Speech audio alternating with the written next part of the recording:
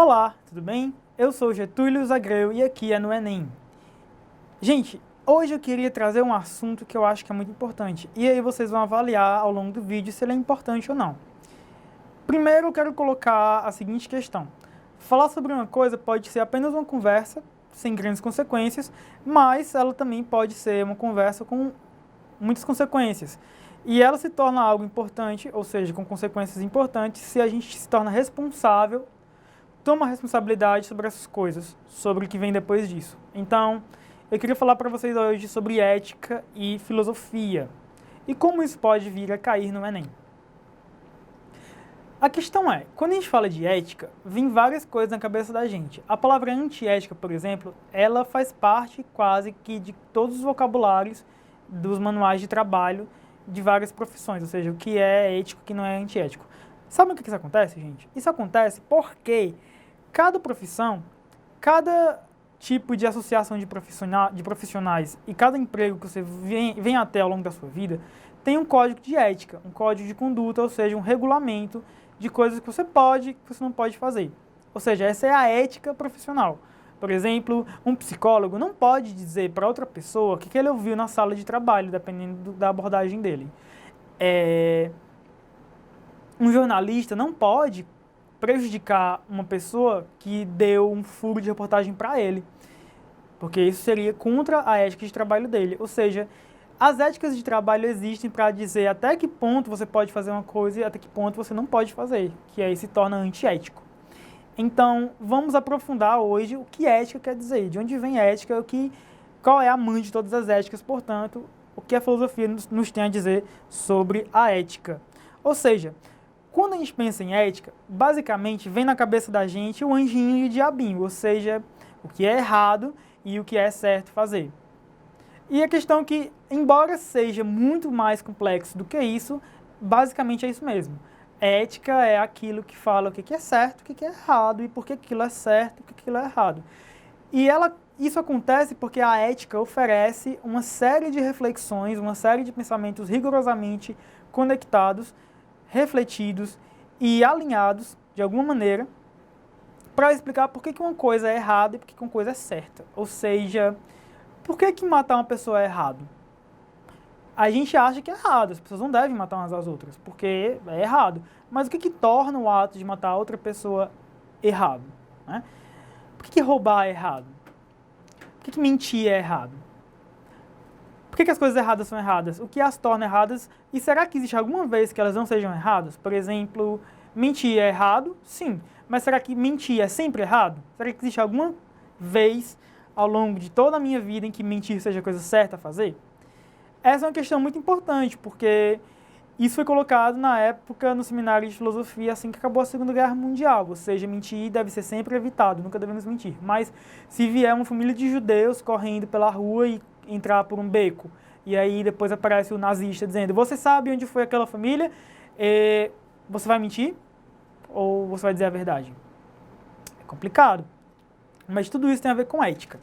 Então a ética, ela é, em princípio e enfim, uma reflexão sobre as ações e os atos humanos, ou seja, o que nós chamamos de consciência, do que, nossa, fiz algo errado e estou com consciência pesada, tem a ver com isso, porque desde sempre, desde que nós somos crianças até o dia que nós morremos, nós temos valores que são incutidos de alguma maneira na nossa cabeça, que podem ou não ser refletidos e reformulados, revisados, ou seja, os nossos valores são valorações que nós damos às coisas, ou seja, por muito tempo as pessoas não valoravam, né, a escravidão como algo errado, ou seja, a escravidão tinha um valor positivo na cabeça de muitas pessoas na época dela, ou seja, precisou 300 anos de muitas coisas ruins acontecendo e de muitas violências sendo cometidas e sendo aguentadas por muitas pessoas para que alguém dissesse, ei, parou a palhaçada, vamos rever isso e, cara, não dá. Escravidão é algo errado. Então, do positivo ao negativo surgiu aí uma transição de valoração ou uma transvaloração, né? Algo que era considerado bom ou neutro foi considerado ruim, virou o seu oposto. Ou seja, a capacidade de valorar coisas que acontecem ao nosso redor, coisas que diz respeito à nossa vida ou do outro lado do mundo, é a valoração ética, né? Que é a capacidade que nós temos de dar um valor positivo ou negativo às coisas, às ações. Não qualquer tipo de ação, não qualquer tipo de coisa. Por exemplo, aconteceu um terremoto em Lisboa em 1750 e uma galera do caramba morreu queimada e enterrada viva. Será que eu posso dizer que o terremoto é algo ruim ou bom? Ou algo que não cabe nessa valoração ética? Temos que pensar sobre isso. Então, o certo e o errado são conceitos que os seres humanos, né, constroem para valorar, né, as coisas que acontecem na vida deles. Ou seja, o certo e o errado são dois conceitos do que deve ser feito e do que não deve ser feito que existem, até onde se sabe, em todas as culturas, em todos os tempos, em todos os momentos. Ou seja, desde os textos mais antigos que nós temos acesso, ou até as culturas mais recentes que os seres humanos, por acaso, encontram no seu processo de dominação do planeta, existem práticas e ações que são permitidas e que são proibidas dentro de uma determinada sociedade. Ou seja, se essas práticas são permitidas e até incentivadas e outras práticas são proibidas, isso tem a ver com a moralidade daquela sociedade. Ou seja, tem a ver com a capacidade de uma sociedade dizer faça isso, não faça aquilo. Ou seja, isso tem a ver com a ética, isso é a moral. Ou seja, entre a nossa capacidade de valorar coisas como positivas ou negativas e as coisas que a sociedade permite e ela proíbe, né, existe uma intrínseca relação, uma intrínseca ligação. Ou seja, o ser humano é um ser que dá valor, né, às coisas, sejam esses valores positivos ou sejam esses valores negativos. Ou seja, valoração é algo que o ser humano tem feito, provavelmente vai continuar fazendo pelos próximos milhares e milhares de anos, se a gente sobreviver a esse século. Então, gente, continuando, parem por um momento para pensar. Se a ética é uma reflexão rigorosa que o pensamento faz sobre as coisas, principalmente as ações humanas, basicamente as ações humanas, se a ética é isso, o que eu posso fazer com a ética? O que a ética pode me dizer? Ela pode te dizer, por exemplo, o que você deve fazer. Ai, meu Deus, o meu amigo me pediu cola e agora eu não sei o que fazer. O que você fazer vai ser certo ou errado, dependendo da ética que você adotar, né? Nós sabemos que passar cola não é algo lá muito honesto, porque vai estar meio que tirando a chance de pessoas que estudaram de atingir a nota que outras pessoas que não estudaram estão tirando a mesma. Mas você pode encontrar justificativas racionais para fazer isso. Racionalmente dá para se justificar qualquer coisa. Então, a ética, ela critica também o racionalismo. Então, de alguma maneira, não basta algo ser racional para ser certo. Então, eu posso racionalmente construir uma fábrica em que eu vou colocar pessoas e ligar o gás dentro de uma câmara e essas pessoas vão morrer todas ao mesmo tempo. Ou seja, ser racional não basta para algo ser ético. Ou seja, a reflexão ética muitas vezes transcende a capacidade humana de racionalizar sobre as coisas, de colocar os pingos nos is. Ética tem a ver, portanto, com outras esferas do ser humano que são aquelas partes da gente, que tem a ver com a valoração, com algo que eu acho que é certo, com algo que eu acho que é errado. Ou seja, a nossa cultura fala que matar é errado. A gente entende que matar é errado por vários motivos. Então, mesmo quando matar parece a coisa mais certa a se fazer, algo dentro da gente vai ficar dizendo que aquilo não deve ser feito, que aquilo é errado. Então, isso é a maneira como a ética se comunica a partir da gente como cultura. Ou seja, cada cultura tem o seu ethos. Cada cultura tem a sua moralidade. E é isso que nós vamos ver. Ética vem da palavra grega ethos, que significa costume. Moral vem da palavra latina moros, que significa costume. Ou seja, essas duas palavras significam a mesma coisa. Mas elas não significam a mesma coisa para a filosofia.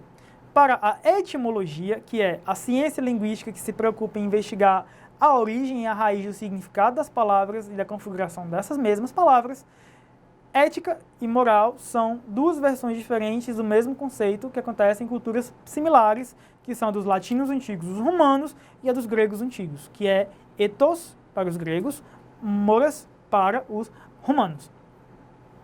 Mas, para a filosofia, a noção do que ética é e a noção do que moral adquirem, né, nuances de diferença, ou seja, elas são conceitos diferentes. Ou seja, a gente acabou de dizer no comecinho da web aula que ética é a reflexão rigorosa sobre as ações humanas. Ou seja, é um tipo de instrumentalização do pensamento para julgar a nossa capacidade de valorar algo como positivo e negativo. Ou seja, a ética é um discurso sobre o discurso. E a moral, o que é então? A moral seria o discurso, ou seja, entre alguns povos é permitido se casar com 10 pessoas. Entre outros povos, se casar com mais de uma pessoa é um crime. Ou seja, os costumes em cada povo são diferentes uns dos outros, porque cada povo é diferente um do outro. Ou seja, vários povos diferentes adoram vários deuses diferentes, falam várias línguas diferentes e, portanto, têm vários costumes diferentes. Ou seja, a moralidade do dia a dia das pessoas que vivem naquele povo vai dizer respeito à cultura deles, vai dizer respeito ao que eles pensam que é ou não correto. Por exemplo, no Brasil, quando dois homens andam de mão dadas na rua, eles devem ser namorados. Mas, no Marrocos ou na Índia, amigos andam de mãos dadas na rua. No Brasil, o que é considerado normal, né? A normalidade é que namorados andem de mão dada. Mas na Índia, amigos andam de mão dada. Namorados na Índia não andam de mão dada, porque é considerado obsceno. Então, os costumes mudam de lugar para lugar. E quando eu vivo num lugar, o costume não é apenas um conceito que eu leio no livro que eu falo no web aula. O costume é algo que está dentro de mim e é algo que vai me guiar no que eu vou fazer no meu dia a dia. Ou seja, se eu for indiano, eu não vou pegar na mão da minha namorada porque eu considero aquilo dentro de mim mesmo como obsceno, então eu não vou fazer isso. Mas se eu for brasileiro, eu vou pegar na mão do meu namorado porque aquilo não é considerado obsceno, aquilo é considerado normal para namorados fazerem dentro daquele espectro cultural.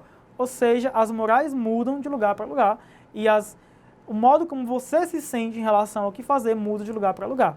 Isso diz respeito a várias outras coisas, a vários outros assuntos. Alguns tranquilos de falar, outros mega polêmicos.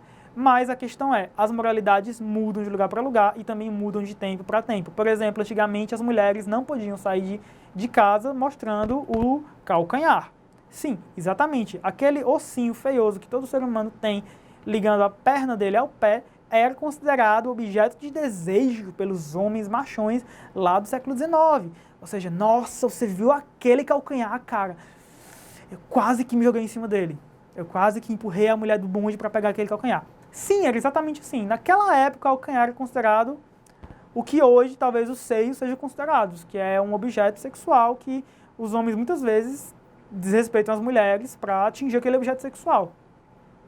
Ou seja, o calcanhar que existia naquele momento, um século e meio depois, hoje é só um osso feio que a gente tem na perna, que a gente mostra sem problema nenhum, sem ninguém ficar babando nele, ou, sei lá, aquele cara que fica no ônibus assim, olhando pra você estranho e você se sente mega desconfortável. Então, o calcanhar era isso naquela época, mas a moralidade mudou, ou seja, o modo como as pessoas se relacionavam, né, com as práticas e com os costumes mudou com o passar do tempo. Ou seja, a moralidade é basicamente o modo como as práticas e os costumes se relacionam com as ações das pessoas. Ou seja, a moralidade é um discurso descritivo, ou seja, ele vai descrever o que uma coisa é.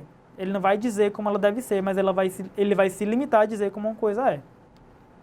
Se vocês gostam de ler e forem ler o livro que eu adoro, As Viagens de Gulliver, do escritor britânico Jonathan Swift, vocês vão ver o Gulliver visitando países tipo Lilliput ou Brobdinggrad, que são países, o primeiro é um país de pessoas miudinhas, em que o Gulliver é gigante, e o outro é um país gigante, em que o Gulliver é uma pessoa miudinha. Ou seja, o Swift vai colocar aí a descrição de moralidades e de costumes diferentes a partir de alguém que às vezes é grande demais e que às vezes é pequeno demais. E aí é um livro muito interessante para vocês entenderem o que moralidade quer dizer. Mas ética não é moralidade. Ética muitas vezes fala sobre moralidade, mas é um discurso extramoral. É um discurso metamoral, ou seja, é um discurso moral falando sobre a própria moralidade. Ou seja, Muitas vezes os costumes envolvem ações que a ética considera errada. Por exemplo, é um costume entre o povo X que mora na ilha Y cortar a orelha das mulheres.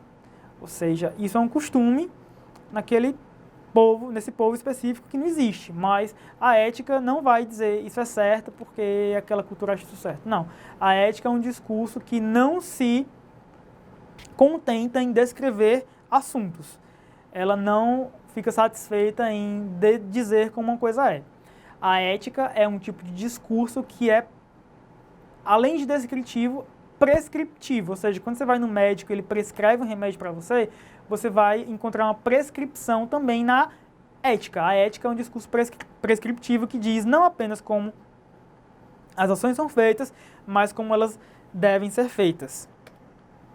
Então, nesse sentido, existem aí várias maneiras como os filósofos abordam a ética, esse dever, né, fazer as coisas. Então, existem várias maneiras como os vários filósofos ao longo das várias épocas filosóficas entendem o que a ética é. Então, aqui eu trouxe esse exemplo que eu achei essa charge na internet, queria até agradecer ao Portador dos Direitos, porque é uma charge muito legal. Que está mostrando aí 3 tempos diferentes, 3 maneiras totalmente diferentes de entender ética, de entender, né, os costumes, de entender como nós devemos fazer as coisas. Esse carinha barbudo aí, que eu estou circulando agora, é o nosso amigo Aristóteles. Para quem a coisa principal da ética, do pensamento reflexivo sobre as ações humanas é a virtude. Esse moço aqui, cabeçudo do lado dele, falando dever, é o nosso amigão Immanuel Kant. E o mocinho careca aqui do lado dele é o filósofo inglês Jeremy Bentham. Essa charge ilustra de uma maneira muito inteligente 3 maneiras completamente diferentes de abordar ética, 3 maneiras completamente originais e sem a ver uma com a outra de entender como as ações humanas devem ser refletidas. Ou seja, para o Aristóteles, nosso primeiro amigo circulado, a ética era uma questão de virtude. Ou seja, para esse senhor, a minha ação deveria ser pensada, deveria ser pautada de acordo com o que eu considero virtude, o que Aristóteles considera virtude. Para ele, no caso, a virtude era a capacidade que eu tenho de nem faltar muito numa coisa, nem exagerar muito nessa mesma coisa. Ou seja, se eu deixo muitas pessoas fazerem o que quiserem comigo, eu sou permissivo, mas se eu nunca deixar as pessoas fazerem nada comigo, eu sou autoritário. Então a virtude aí nem ser permissivo, nem ser autoritário, é ficar pelo meio do caminho, pela mediania. Ou seja, a ética é uma questão de virtude. Para o Kant, ética não é questão de virtude, ética é uma questão de dever. Ou seja, independentemente do que seja virtude ou vício, o certo é o que se deve fazer. É por isso que, ao contrário da ética clássica do Aristóteles, a ética kantiana é chamada de ética deontológica, ou seja, ética do dever ser. Ou seja, o que eu devo fazer. Então o Kant coloca o que nós devemos fazer depende do que acontece, mas nunca a gente pode dizer absolutamente o que você deve fazer, mas você pode adotar uma fórmula da ação, uma fórmula do dever. Se aquela coisa que você for fazer puder ser universalizada para todos os seres humanos, aí sim, essa é uma coisa ok. Por exemplo, por Aristóteles, nós não deveríamos matar porque a virtude condena a violência e o assassinato, mas em alguma ocasião, se as ocasiões pedirem isso, matar se torna algo aceitável.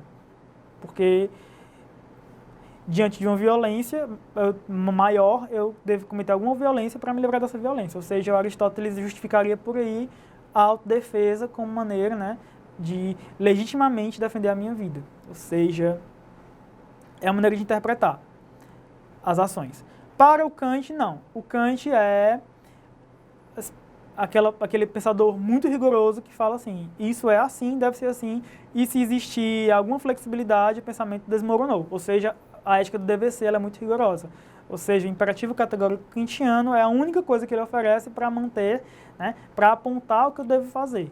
Mas a única maneira de fazer o que é correto é fazer o que é correto, independentemente das circunstâncias. E o outro amigo aí, o Jeremy Bentham, que não é grego que nem Aristóteles, nem é alemão que nem o Kant, mas em inglês, o Bentham fala de que eu não devo me preocupar sobre as ações humanas nem com o que é virtuoso, nem com o que eu devo fazer. Eu devo fazer as coisas se aquilo for útil ou não para mim e para a sociedade. Ou seja, todo ser que existe quer ser feliz e foge da dor. Inclusive o ser humano. O ser humano quer ser feliz e foge da dor.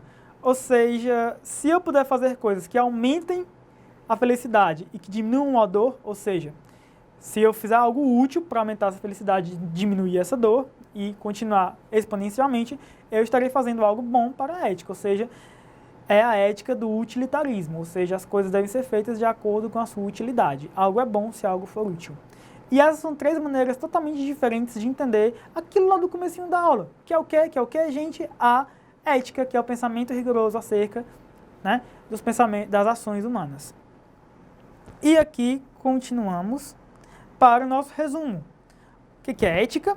Reflexão rigorosa sobre os atos humanos, né, que se distingue em duas formas de abordar os atos humanos, as ações humanas. A ética propriamente dita, que é a reflexão prescriptiva, né, que diz o que você deve fazer nas ações humanas, e a moral, que é uma descrição filosófica sobre os costumes de um determinado lugar, de uma determinada pessoa. Ou seja, existem diferentes tipos de éticas ao longo da história da filosofia.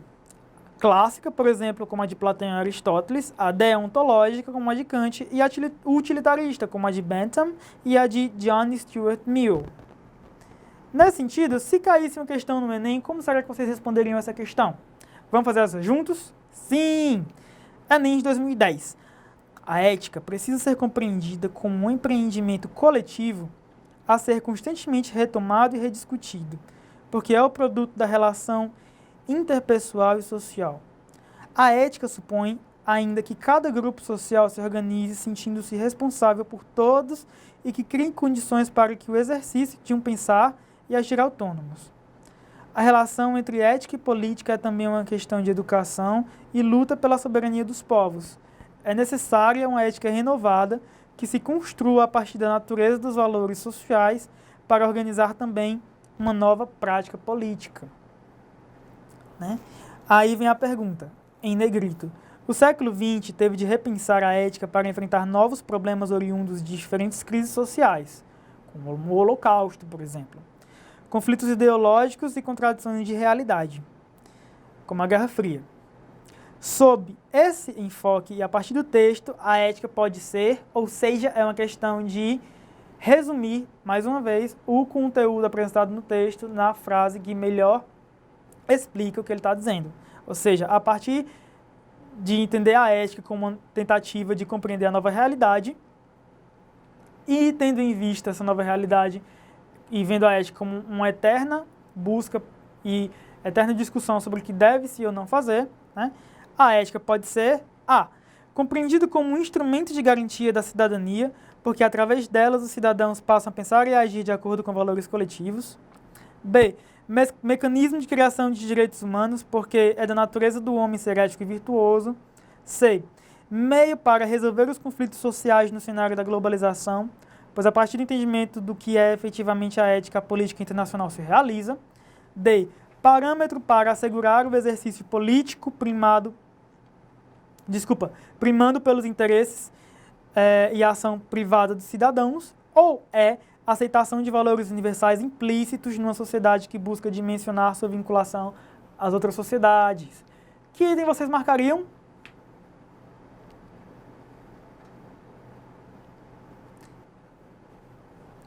Se você marcou o item A, com certeza você acertou. Por que você acertou?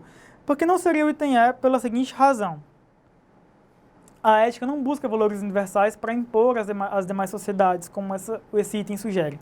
Não seria o item D, porque a ética não prima, ela não se preocupa apenas com os interesses privados dos cidadãos, mas principalmente com os interesses públicos.